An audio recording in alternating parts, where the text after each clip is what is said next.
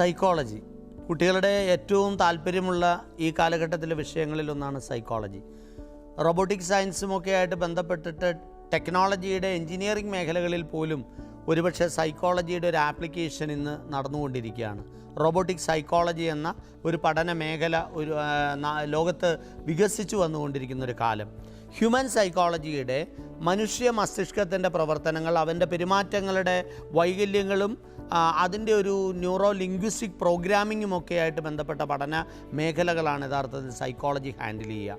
Psychology എന്ന് പറയുന്ന മേഖല പഠിക്കുന്ന കുട്ടികളുടെ സ്വഭാവ രൂപീകരണം, അതേപോലെ തന്നെ അവരുടെ പഠനത്തിലുള്ള പിന്നാക്കാവസ്ഥയെ പരിഹരിക്കാനുള്ള നടപടികൾ നിർദ്ദേശിക്കപ്പെടുക, അതുപോലെ തന്നെ വിവിധങ്ങളായിട്ടുള്ള സൈക്കാട്രിക് ഇഷ്യൂസിനെ തുടർന്നുണ്ടായിട്ടുള്ള പ്രശ്നങ്ങൾ, ആ സൈക്കാട്രിക് ഇഷ്യൂസിനെ കണ്ടെത്താനുള്ള അനാലിസിസുകൾ, അതേപോലെ തന്നെ ഒരു കുട്ടിയുടെ അല്ലെങ്കിൽ ഫാമിലിയുടെ ഒക്കെ ഇടപെടലുകളിൽ ഉണ്ടാകുന്ന ചില വൈരുദ്ധ്യങ്ങളും പോരായ്മകളെയും റെക്ടിഫൈ ചെയ്യാനുള്ള ഉപദേശങ്ങൾ നൽകുക, ഭാര്യ ഭർത്താക്കന്മാരുടെ അച്ഛനും മക്കളും തമ്മിലുള്ള പലതരത്തിലുള്ള പ്രശ്നങ്ങൾ ഉപദേശങ്ങളിലൂടെ പരിഹരിച്ചു കൊടുക്കുക. അങ്ങനെ നമ്മൾ വാക്കുകളിലൂടെ അല്ലെങ്കിൽ സൈക്കോ തെറാപ്പിയിലൂടെ ചില സിറ്റുവേഷൻസ് ക്രിയേറ്റ് ചെയ്തുകൊണ്ട് അവരെ കാര്യങ്ങൾ ബോധ്യപ്പെടുത്തുന്ന തരത്തിലുള്ള ചില ചികിത്സാ രീതികൾ, മരുന്ന് ഉപയോഗിക്കാതെയുള്ള ചികിത്സാ രീതികൾ, ഇതൊക്കെയാണ് പ്രധാനമായിട്ടും ഒരു സൈക്കോളജിസ്റ്റിൻ്റെ റോളെന്ന് പറയുന്നത്. പലപ്പോഴും സൈക്കാട്രിക് മെഡിസിനുകൾക്ക് ചില രോഗങ്ങൾ, സൈക്കാട്രിക് ആയിട്ടുള്ള ചില രോഗങ്ങൾ, ചില ബിഹേവിയറൽ പ്രോബ്ലംസിനെയൊക്കെ പരിഹരിക്കുന്നതിനെക്കുറിച്ച് നമ്മൾ ചിന്തിക്കുമ്പോൾ അതിന് ജസ്റ്റ് ഒരു സപ്പോർട്ടിംഗ് റോള് മാത്രമായിരിക്കും മെഡിസിൻ പ്ലേ ചെയ്യാൻ കഴിയുക. ഒരാളുടെ മൂഡിനെ കോൺസ്റ്റൻ്റ് ആയിട്ട് നിലനിർത്താൻ മെഡിസിന് കഴിയും, പക്ഷേ മൂഡിനെ ക്രിയേറ്റ് ചെയ്യാൻ മെഡിസിൻ ഒരിക്കലും കഴിയില്ല. അപ്പോൾ ആ കാര്യങ്ങളെല്ലാം ചെയ്യുന്നത് നല്ല ഒരു കൗൺസിലറാണ്. അപ്പോൾ സൈക്കാട്രിക് ഡിപ്പാർട്ട്മെൻറ്റിനെ സപ്പോർട്ട് ചെയ്തുകൊണ്ട് ഹോസ്പിറ്റലുകളിൽ ഒരു കൗൺസിലിംഗ് വിങ്ങും എപ്പോഴും ഉണ്ടാവും. ഈ രണ്ട് മേഖലകളുടെ കോറിലേറ്റഡ് ആയിട്ടുള്ള പ്രവർത്തനങ്ങളായിരിക്കും ആ രോഗിയെ രോഗശമനത്തിലേക്ക് കൊണ്ടുചെന്നെത്തിക്കുക. പലപ്പോഴും നമുക്ക് സൈക്കാട്രിക് ആയിട്ടുള്ള ആൾക്കാരെ ചികിത്സിച്ച് ഭേദമാക്കാൻ കഴിയുമെങ്കിൽ ഇത്തരത്തിലുള്ള ബിഹേവിയറൽ പ്രോബ്ലമുള്ള, സൈക്കോളജിക്കൽ പ്രോബ്ലമുള്ള ആൾക്കാരെ നമുക്ക് ചികിത്സിച്ച് ഭേദമാക്കുന്നത് അത്ര ഈസി അല്ല. അപ്പോൾ അവരുടെ ആ ഒരു സിറ്റുവേഷൻസിനെ മനസ്സിലാക്കിക്കൊണ്ട് നല്ല ക്ഷമയോടുകൂടെ നല്ല ലിസണിങ് സ്കില്ലുള്ള, കാര്യങ്ങളെ അനലൈസ് ചെയ്യാൻ കപ്പാസിറ്റിയുള്ള ഒരു ആൾക്ക് മാത്രമേ ഒരു സൈക്കോളജിസ്റ്റായിട്ട് തിളങ്ങാൻ കഴിയൂ. സൈക്കോളജി എന്ന് പറയുമ്പോഴത്തേക്കും അതിന് നിരവധി മേഖലകളുണ്ട്. പഠനം എടുക്കുകയാണെങ്കിൽ അവിടെ BA സൈക്കോളജി എടുക്കാം, BSc സൈക്കോളജി. ഈ കാലഘട്ടത്തിൽ കൂടുതലായിട്ട് വരുന്നത് BSc സൈക്കോളജിയാണ്. പഴയ കാലത്തുള്ള കോഴ്സുകളാണ് അല്ലെങ്കിൽ കോളേജുകളിലുള്ള കോഴ്സാണ് ഇന്ന് BA സൈക്കോളജി ആയിട്ട് തുടർന്നു പോകുന്നത്. ഈ മേഖലയിലേക്ക് കടന്നു വരുന്നൊരു കുട്ടിക്ക് വേണമെങ്കിൽ MA സൈക്കോളജി അല്ലെങ്കിൽ MSc സൈക്കോളജി എടുക്കാനും അതിനുശേഷം PhD എടുക്കാനുമുള്ള അവസരങ്ങളൊക്കെയുണ്ട്. MPhil എടുക്കാമായിരുന്നു, പക്ഷേ MPhil എന്നൊരു കോഴ്സ് ഇപ്പോൾ അത് പരിമിതമായിക്കൊണ്ടിരിക്കുന്നത് കൊണ്ട് തന്നെ അതിനേക്കാൾ ഉപരി റിസർച്ച് ചെയ്ത് ഡോക്ടറേറ്റ് എടുക്കുന്നതായിരിക്കും കുറച്ചുകൂടെ ബെറ്റർ. അപ്പോൾ റിഹാബിലിറ്റേഷൻ കൗൺസിൽ ഓഫ് ഇന്ത്യ എന്ന് പറയുന്ന സ്ഥാപനത്തിൽ രജിസ്റ്റർ ചെയ്താലാണ് ഒരാൾക്ക് ക്ലിനിക്കൽ സൈക്കോളജിസ്റ്റായിട്ട് പ്രാക്ടീസ് ചെയ്യാൻ സാധിക്കുക. അപ്പോൾ ഈ റിഹാബിലിറ്റേഷൻ കൗൺസിൽ ഓഫ് ഇന്ത്യയിൽ രജിസ്റ്റർ ചെയ്യാൻ ആഗ്രഹിക്കുന്ന ഒരു കുട്ടി റെഗുലർ സ്ട്രീമിൽ സൈക്കോളജി പാസ്സായിട്ട്, ക്ലിനിക്കൽ സൈക്കോളജി പാസ്സായിട്ട് PhD എടുക്കുകയോ അല്ലെങ്കിൽ MPhil എടുക്കുകയോ ചെയ്തിരിക്കണമെന്നാണ് നിബന്ധന. എന്നിട്ടായിരിക്കണം നമുക്ക് രജിസ്റ്റർ ചെയ്യാനായിട്ട് കഴിയുന്നത്. അപ്പോൾ അങ്ങനെ പോകാൻ ആഗ്രഹിക്കുന്ന ഒരാൾക്ക് വേണമെങ്കിൽ ക്ലിനിക്കൽ സൈക്കോളജി ഓപ്റ്റ് ചെയ്യാം. അസുഖബാധിതനായി ഹാർട്ട് അറ്റാക്ക് വന്ന്, ന്യൂറോ സർജറി വന്ന്, അല്ലെങ്കിൽ പാരാലിസിസ് വന്ന്, ആക്സിഡൻറ്റ് സംഭവിച്ച് ഒക്കെ മാനസിക നില തളർന്നു പോയ ആൾക്കാരെ പുനരുജ്ജീവിപ്പിക്കുന്നതുമായിട്ട് ബന്ധപ്പെട്ട്, അവരുടെ മാനസിക നിലയെ പഴയ രീതിയിലേക്ക് കൊണ്ടുവരുന്നതുമായിട്ട് ബന്ധപ്പെട്ട്, അവരിൽ ആത്മബോധമുള്ള, ആത്മവിശ്വാസമുള്ള ഒരാളായിട്ട് അവരെ മാറ്റിക്കൊണ്ട് ആ രോഗാവസ്ഥയെ നേരിടാൻ കഴിയുന്ന തരത്തിലേക്ക് അവരെ മാറ്റിയെടുക്കുക എന്നതാണ് ഏറ്റവും പ്രധാനമായിട്ടും ഒരു ക്ലിനിക്കൽ സൈക്കോളജിസ്റ്റിൻ്റെ റെസ്പോൺസിബിലിറ്റി. അതേപോലെ തന്നെ ചൈൽഡ് അഡോളസെൻ്റ് കൗൺസിലിംഗ് ഉണ്ട്.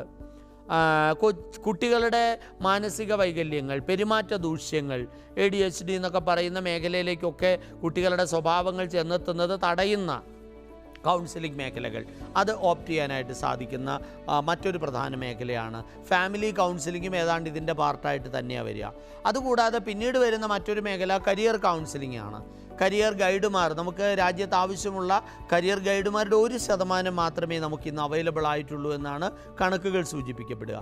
അപ്പോൾ കരിയർ കൗൺസിലിങ്ങുമായിട്ട് ബന്ധപ്പെട്ട ഒരാൾ അയാളുടെ വിവിധങ്ങളായിട്ടുള്ള ഇൻ്റലിജൻസുകളെ അനലൈസ് ചെയ്തിട്ട് അയാളുടെ താല്പര്യങ്ങൾ കണ്ടെത്തിയിട്ട് ആ താല്പര്യങ്ങളും ഇൻ്റലിജൻസുകളുമായിട്ട് ബന്ധപ്പെട്ടിട്ട് നമുക്ക് പോകാൻ കഴിയുന്ന പഠന മേഖലകൾ ഏതൊക്കെയാണ് എന്നതിനെക്കുറിച്ച്, അയാളുടെ തൊഴിൽ മേഖലകൾ ഏതൊക്കെയാണ്, അല്ലെങ്കിൽ ആ ഇൻ്റലിജൻസ് കോമ്പിനേഷൻ ഫുൾഫിൽ ചെയ്യുന്നില്ല എങ്കിൽ അയാളുടെ ദിനചര്യകളിലും പഠന മേഖലകളിലും ഇൻ്റലിജൻസ് ക്രിയേഷനിലും വരുത്തേണ്ട മാറ്റങ്ങൾ എന്തൊക്കെയാണ്, ഇതൊക്കെ സജസ്റ്റ് ചെയ്യുന്ന ഒരു കരിയർ കൗൺസിലിംഗ് മേഖല വേണമെങ്കിൽ സൈക്കോളജി പഠിക്കുന്ന ഒരാൾക്ക് ഓപ്റ്റ് ചെയ്യാവുന്ന മറ്റൊരു മേഖലയാണ്. ഇൻഡസ്ട്രിയൽ സൈക്കോളജി ഉണ്ട്.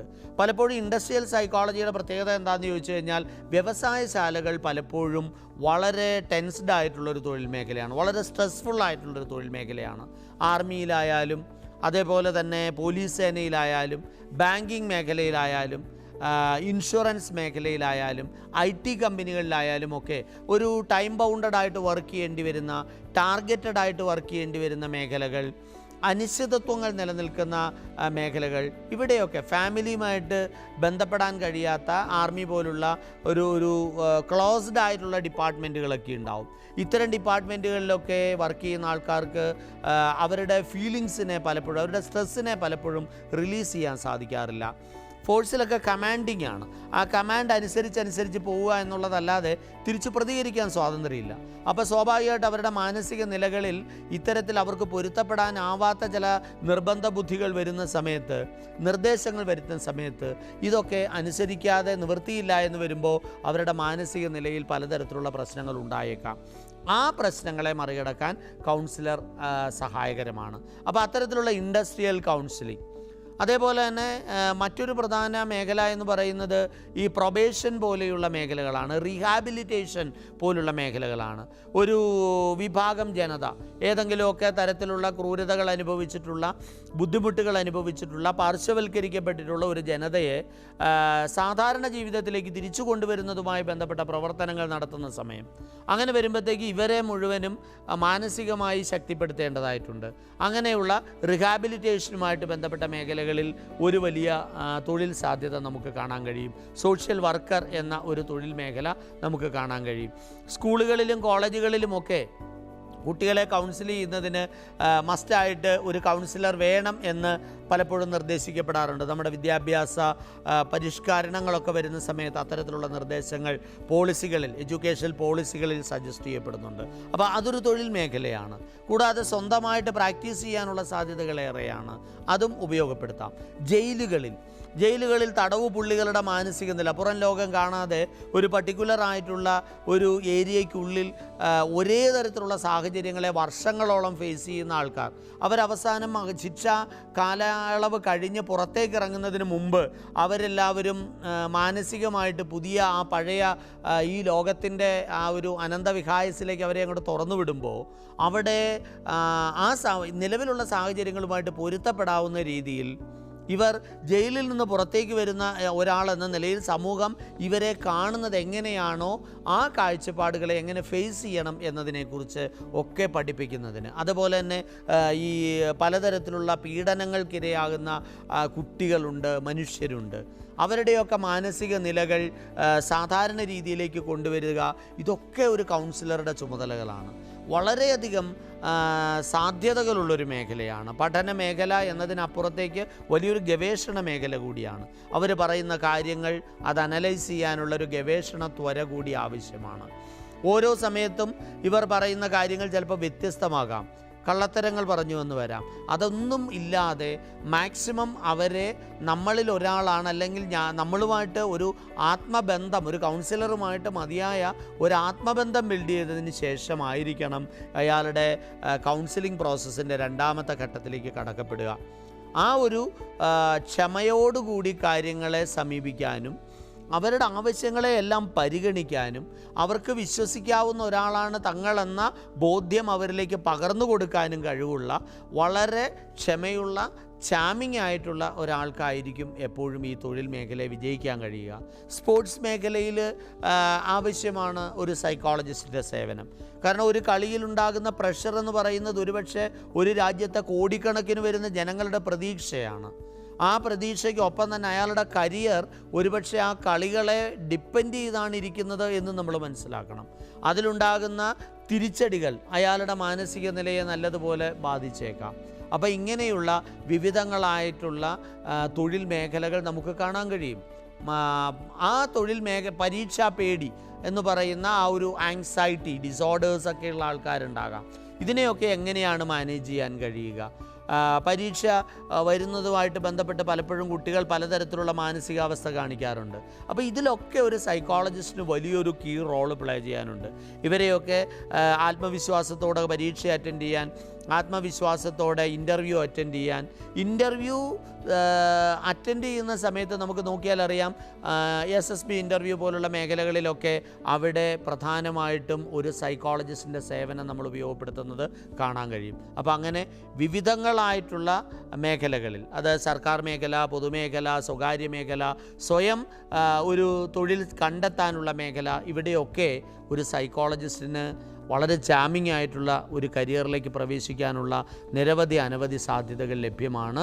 അതിനെ ഉപയോഗപ്പെടുത്തുന്നതിന് താല്പര്യമുള്ള കുട്ടികൾ നല്ലതുപോലെ പരിശ്രമിച്ചു കഴിഞ്ഞാൽ, നല്ല പ്രാക്ടീസോടുകൂടെ ശ്രമിച്ചു കഴിഞ്ഞാൽ തീർച്ചയായിട്ടും വിജയം വരിക്കാൻ കഴിയുന്ന ഒരു മികച്ച തൊഴിൽ മേഖലയാണ് സൈക്കോളജി.